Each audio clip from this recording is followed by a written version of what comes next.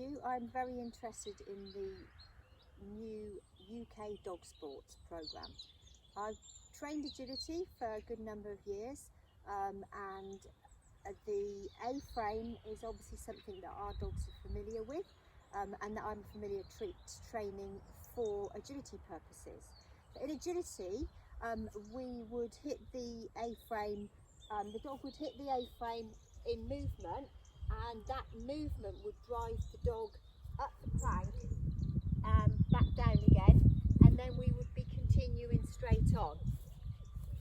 So the physics of that is the dog has got to cope with being able to pull itself up the plank, and then also to be able to control itself going down the plank. In agility, we like that to be them looking forward, A, because that's how we get around the course quicker, but B, also for safety. So over the years, although this A-frame seems very safe compared to the scale, it's actually, there is a few things that are best considered when you first start teaching it to the dog.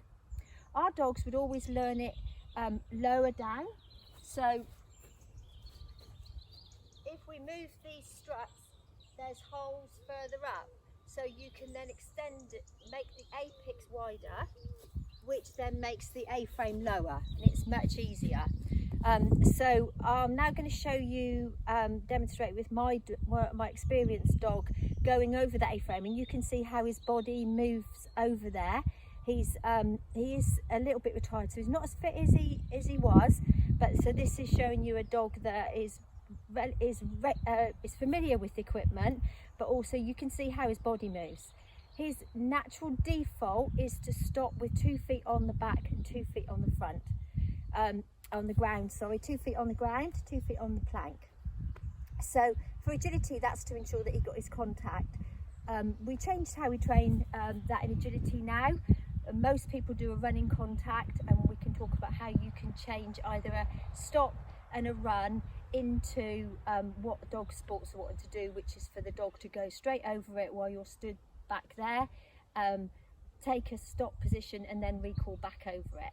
Okay, so I'm just going to try, I'll get Rhyme. Rhyme! Good boy.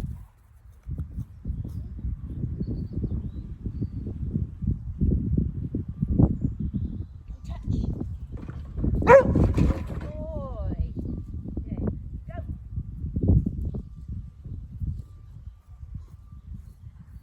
So you can see, even with Rhyme, although he's accustomed to driving down to the bottom, because I was behind him, yes, I did have his toy, his neck was twisted looking into me. So if a dog slips on that or is hitting it too fast, then that's a potential for a neck injury. Yes, it does sound like some of the agility people are a bit paranoid about injuries.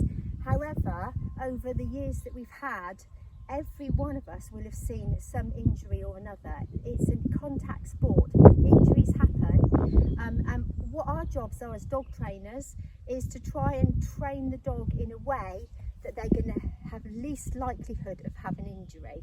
And so by making the dog go straight rather than turning into us, that helps them physically on that A-frame.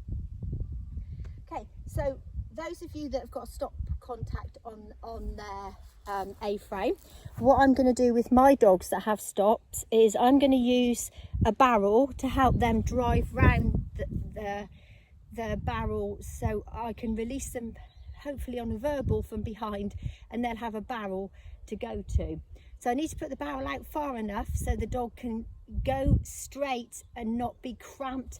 If their body's concertinaed, then they're not using their natural capability of shock absorbing, and then again that's another place where an injury can occur. So I'll just show you on with Rhyme how I'm planning on changing his stop to a go ascend on. Rhyme?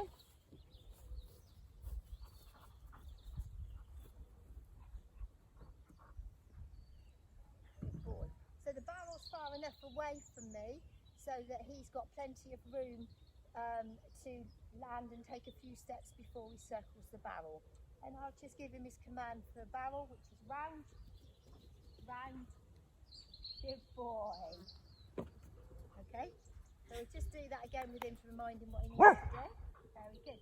So you see, the agility dogs find it quite difficult to do something when we're stood still, because we do like running around a little bit. But we've got to learn to stand still, and our dogs can understand to go ahead first. Good, ready? Bound. That's better. Good boy. Very good. Good. So it's early days for Rhyme, but I'll be teaching him that when first of all, I'll start moving further back, give him his release cue and send him on round the barrel. And then that will help him to be able to do that and me stay the other side.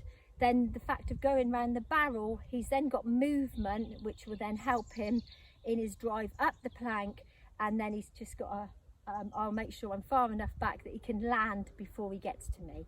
Okay, so hopefully that's some ideas for people, A, if they're changing from agility, B, if you've not trained an A-frame before, just ways of making it physically easier for your dog. I'm really happy to chat